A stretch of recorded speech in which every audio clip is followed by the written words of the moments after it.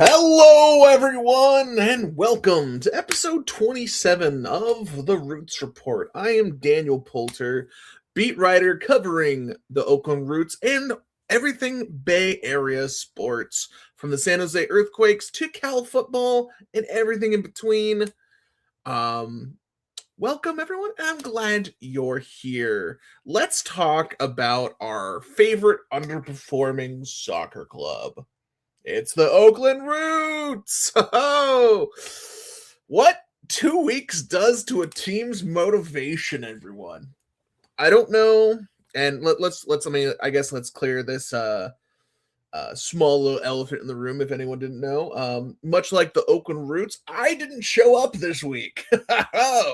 I was unfortunately out of town, so I was not able to make the Colorado Springs Switchbacks game.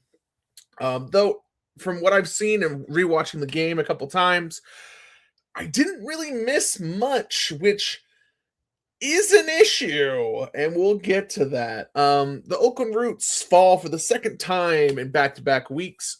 Technically, in all forms of competition, 3 straight weeks, 3 straight losses for the Oakland Roots. They fell to Sacramento in the Brinks Tires Cup. 1-0. Heartbreaking. Devastating. I was hoping for a Brinks Tires Cup to come to Alameda. But those emotions were dashed. And the Roots had a chance versus second-placed Orange County down in Southern California, a team that they had lost to already once this season. And what happens? They fall again. Though, positives on the 3-2 loss to Orange County in Southern California. The Roots have scored, I believe, 2 of Orange County's 10 goals they've given up this season. So, not shabby on that front. But 2 of the Oakland Roots losses in regulation have been to Orange County.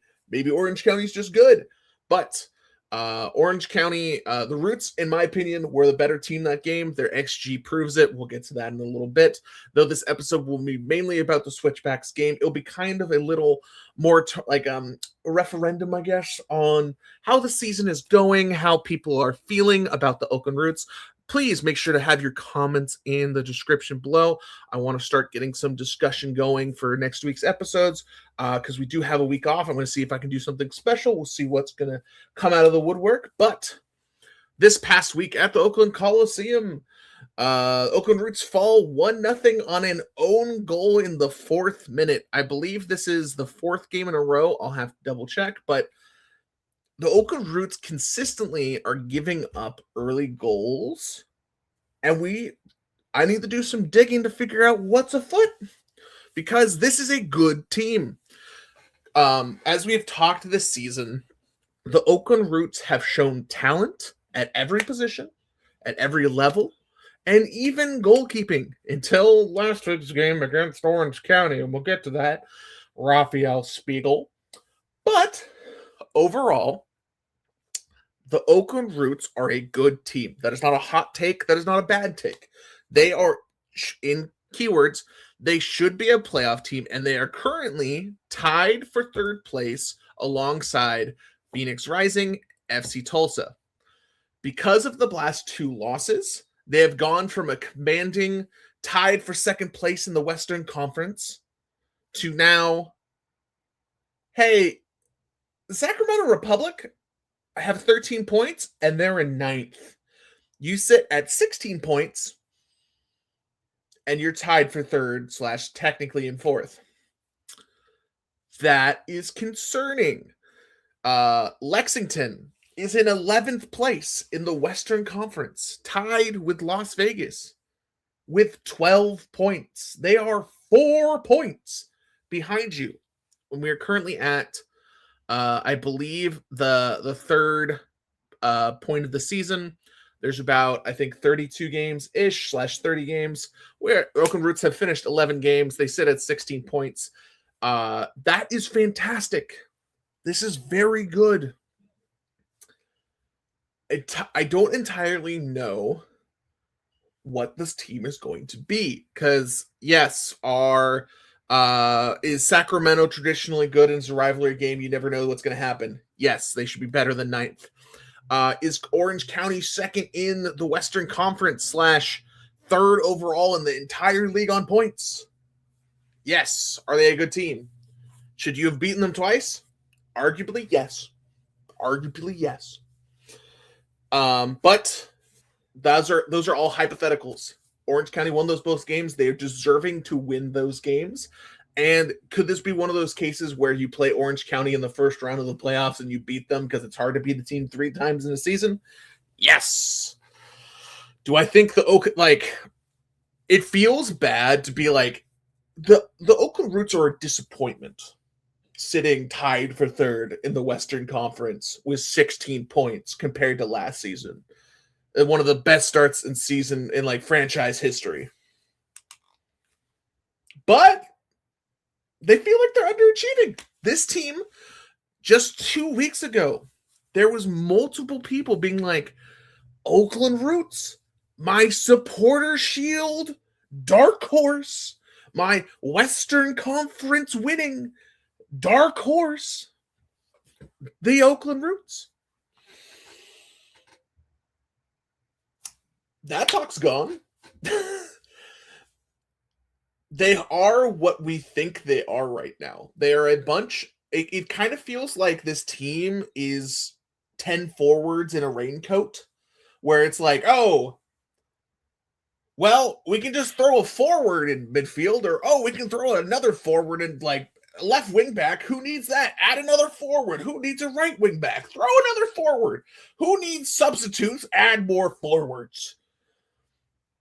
And that works if they're scoring. Florian Velo still has not scored a goal. Danny Trejo has still not scored a goal. Luckily, Peter Wilson and Wolfgang Prentice, Wolf's up, are scoring. Not against the Switchbacks. That was, unfortunately, one of the worst. Let me see if I can bring it up for you here. But it was one of the just worse.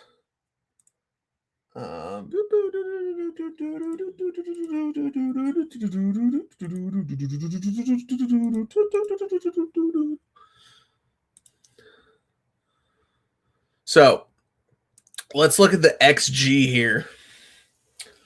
On a dominating XG, expected goals, of 0.038. I guess it's 0.38. 0.038 would be much worse. When Tommy McCabe is your lead goal shot attempter at 1, when you have 5 shots on goal with only one of them, and when I mean one of them, I mean 0 of them, hitting the target, is unacceptable for the level of talent on this team. I'll bring up the starting roster and we're going to dissect it a little bit against the Switchbacks and see what's kind of going on here. Because it feels like this is a team that is sputtering a little bit, where if you're an MLS team, the World Cup break is upcoming. And a good question. I know a lot of people hate the San Jose Earthquakes. For Oakland Roots fans, that's understandable. But a great example of this phenomenon is the San Jose Earthquakes right now, where they are beat up. Timo Werner, Nico, all these players are hurt, but they're second in all of the MLS right now. One of the best seasons in Earthquake history. But this break for the World Cup comes at the perfect time for them, which the USL does not abide by. They are just playing straight through the World Cup, which this team should have. This is such a weird team. It's like they have all of this forward, all of this midfield depth, and none of it really comes through. And that is quite worrying, because if you can create chances, and they always talk about the golden zone, which is touches in the final third, specifically right next to the 18 to 20 yard box, right when you're basically you curve up at the 6 yard box for the goalkeeper. That's where Ryan Martin wants all of his touch. Like if he can get more touches than his opponent in that zone, he believes that he will win. And I believe he is correct. Usually. The thing is, though, with that kind of theory is, hey, if we're in this zone or this opportunity, it's more likely we're going to have a pass or an opportunity, or we'll have a shot close up. And at the USL level, that is a goal. Those are usually goals. And this team's just not scoring very many goals. Let me see if I can bring up for you my ugly face. Hello, it's my face. So right now, the Oakland Roots sit at, and this is also the wild thing. The Oakland Roots currently sit at 18 goals through 11 games, which is not bad. That's pretty good. We would probably take that before the season. The issue, and much like last season where the Roots really struggled, and a lot of this is coming also from just injuries and a couple of things that we'll dissect with this back line. But the Oakland Roots currently have given up 16 goals this season. Let me show you the Western Conference and what the difference that means is. For goals for, the Oakland Roots are currently tied for second best in the Western Conference with San Antonio and Colorado Springs with 18 goals, where El Paso, who's just been an absolute psychopath who does not defend whatsoever, has scored 21 goals. Key thing to keep in mind here is El Paso Locomotive have a 1-goal differential, which means they've given up 20 goals. The Oakland Roots are right behind them with 16. Other teams in their neighborhood, and these are not teams you want to be around. Second place behind El Paso with 19 goals is the Las Vegas Lights, a notoriously well-run team, or the Monterey Bay Experiment. And they're at 19. You have given up 3 less goals than Monterey Bay, a team that a lot of experts would say would struggle in the second division right now. Not even the first division. They are a second division team. And they've been, let me rephrase, they have played a lot better the last couple of weeks. The new head coach looks like he's doing a lot of right things. But the consensus across the industry is Monterey Bay is not a playoff team, and they're bad. They've also scored only 11 goals. That's the key thing, is that the Roots feel like they're not finishing these opportunities while also scoring goals, which is very weird because this team has a finishing issue. They just have so many great opportunities. They just kind of oops into a couple goals when if they were living up to their potential, they're blowing out teams 5-2. They're absolutely thundering and throwing down everything they can do to push this team further. But let's go to the roster. Let me pull down this lineup here. All right, so here is your starting lineup against the Colorado Springs Switchbacks FC.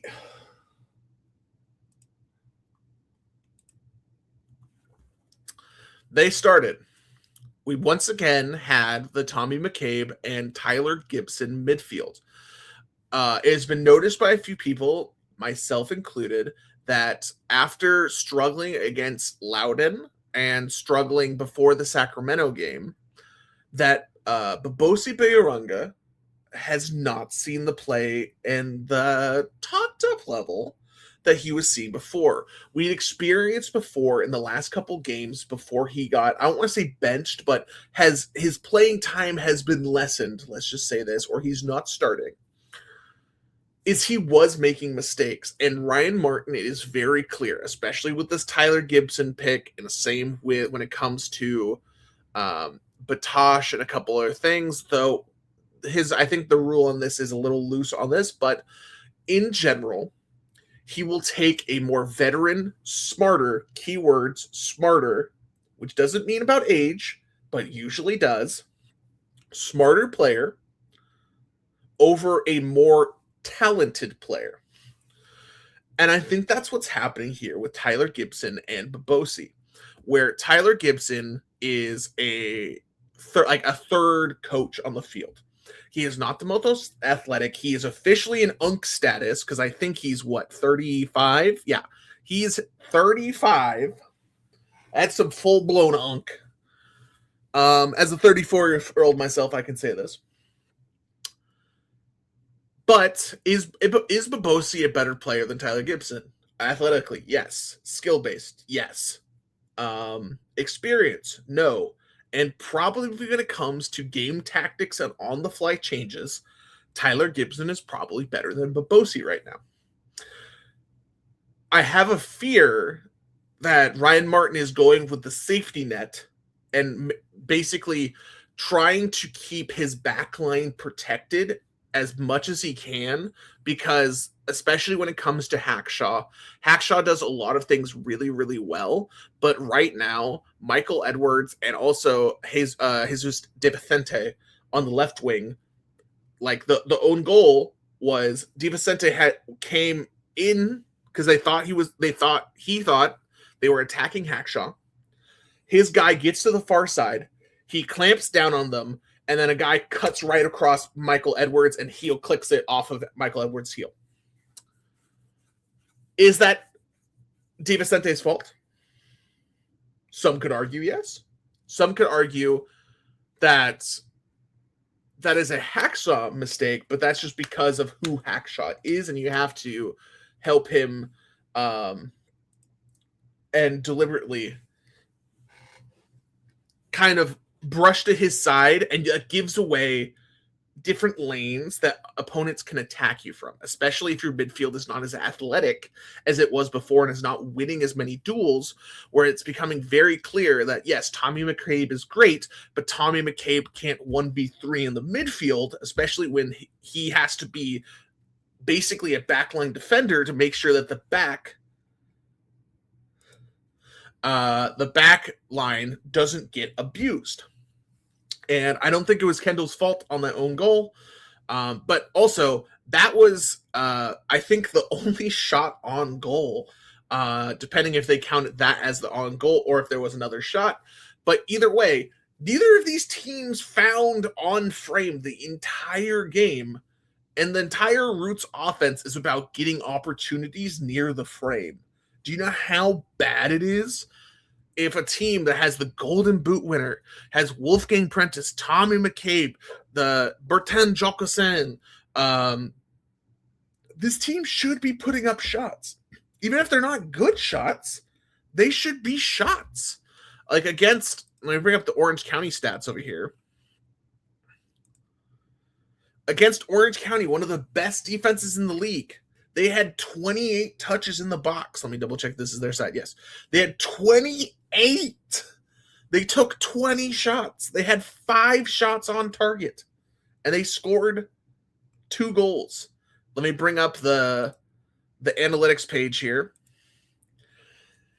In that game, if everything went as expected of all the shots and nothing weird happened, the Roots should have scored 2 goals, which they did. And Orange County shouldn't have scored 1 of their 3. Like, basically, they should have scored 1. This is a positive graph analytically. It doesn't feel good right now, because right now, it feels like the Oakland Roots should be better. Let's look at this one. Much, much worse. The Switchbacks on this were, when it comes to XG, were just better. Let's look at the stats, though, for this Colorado Springs Switchback FC. What a name. In this game, they had 13 touches in the opposing box, with their opponent had 28. They had 0 big chances. Once again, they led in passing, they led in possession, but that's to be expected with this team. If they don't lead in possession, that either means they gave up something tactically that they're planning, or the game was lost. Just destroyed. Let's also look at the substitutions. Let me see if I can bring these up here, because they're very interesting. In the 46th minute, boom, They're like, Tyler Gibson's not working. Florian Velo. I think if you're going to have Florian Velo as a just central midfielder, you just start him. And there could be an argument that Florian Velo doesn't have the game because I think he's 33 now. He doesn't have the energy to play a full game, and they're trying to save him for like a big burst. And that is advantageous because you'd rather put him onto the game and leave him than start him, which I think would be the correct decision, than take him off. Other things. It looks like Danny Trejo for Faisal Batash is like roughly always going to be about right. That or Tucker Lepley. I'll be very honest with you. I don't know why Tucker Lepley is not just starting. That seems mind-boggling to me. I fully understand that Bertrand Jokosen has done some great things this season. He, especially his smarts. This is the other thing to keep in mind. Ryan Martin is surrounding himself with very smart players. Tucker Lepley's really smart. Bertrand Jokosen's really smart. Neville Hackshaw, for sometimes he does dumb things, is traditionally a very smart player. Tyler Gibson, Florian Velo, very, very smart. Jackson Keel, Stanford boy, very, very smart. I think there's 3 players with master's degrees, which is unusual on this level of team. But Julian Bravo came in from Neville Hackshaw in the 71st minute. I would not be upset if Julian Bravo started at center back next week. And what I mean next week, I mean against Miami. It gives you 2 weeks to train it. I don't think and a lot of their issues have all come down to you lost one of the 2 best defensive units, being Michael Edwards and David Garcia. And I would not expect Garcia for still a little while. Fisher could be coming soon. We have luck. Unfortunately, we were not able to talk to Martin. I'm trying to set up a Zoom so we can kind of get something from him. But overall, it's very intriguing to see how this all shakes out. Because this team continues to just feel off. It's been like good old Fop Mob. They haven't had a clean sheet in 11 games. And yes, is the defense absolutely beat up? Would you love to have a Mark Fisher in there? Sure. Though Keegan Tingey's been great. Jesus DeVicente, weirdly, your wing backs have been fine. Michael Edwards is great, hypothetically. That is a amazing player. Neville Hackshaw should be acceptable. It could also be that Colorado Springs Switchbacks have won 6 games in a row with no draws and no losses against the Oakland Roots, and that's just their kryptonite. And then they absolutely smash Miami in a couple of weeks. And you get this team needed a week off, and they got a week because I believe it's a more Prinks Tires Cup weekend. So this is a really, really big time for the Oakland Roots. I truly believe that this team is a playoff team. That this team can go far. I would like to see McIntosh in goal for at least one more game. Because I think there is an open goalie competition between him and Spiegel. Raphael Spiegel this season has been legitimately decent. I would say acceptable. The problem with Raphael Spiegel continues to be that he is a magnet for dumb shit. And it's not always him caused, but it's usually when he's playing, something funky is about to happen. And I can't describe to you, if you score 2 goals every game and he gives up 1 Spiegel, that's why I kind of call them the incidents of Spiegel, you can live with that. But if Spiegel has a Spiegel in the playoffs, the Coliseum could metaphorically burn. This is such an important season, and it's this team should be doing so much better, and then crowds should be so much better for this team. And it's so frustrating that everything around this club, and this is the same thing as last season. It was like, we all know when it gets to August, they're going to lose some dumb games because that's, for some reason, this franchise. But I truly believe that this is just a blip. This should just be a blip. Maybe you need to go get a goalkeeper. I could see that. But I also, like, you're probably not cutting Spiegel and you're probably not cutting McIntosh, and you already have a 510 kid. So, like, do you really want to have two, I don't want to say high profile, but, like, it would be a little strange to have both of them on the bench. And I'm very intrigued to see what Ryan Martin can come up with, because this is the time to fix it. It's not in the end of July and you're in 10th place again in the Western Conference and you're like, maybe we'll make the playoffs. No. They need to slam their fists on the table, and they need to be like, this is the time where we're not like, oh, maybe we're not about that life. And it's like, you gotta, this has to be the year, especially with pro relegation coming hopefully soon in a couple years, like 2028 or 2029. This season is so important for proving to other ownership groups, other things, that this Oakland Roots team is not just a flash in the pan. It's not just it's not just a shirt company. It has to be more. And I'm worried, because if things keep kind of going loosey-goosey, are the Roots here in 3 years? That's a great question. That's a dark question. But there's a little part in the back of my head that is now a little nervous. You can't be fumbling. This is the season to plant the flag for all of Oakland. The Ballers did it last year for baseball. Plant your flag and win. This is the time to do it. Plant your flag and win. And championships don't happen out. That's the thing where people go, they have to win a championship. No. A successful season for the Oakland Roots is making the playoffs and hosting a playoff game, or going on the road and winning at least one playoff game. Those are massive franchise-changing results if that can happen. And I think it could happen. I'm still optimistic. I will always be the optimistic person. Outside of maybe Raphael Spiegel, but you know. But let's see what they do against Miami. Let's see what the rest of the month of June has for the Oakland Roots. And then we push forward.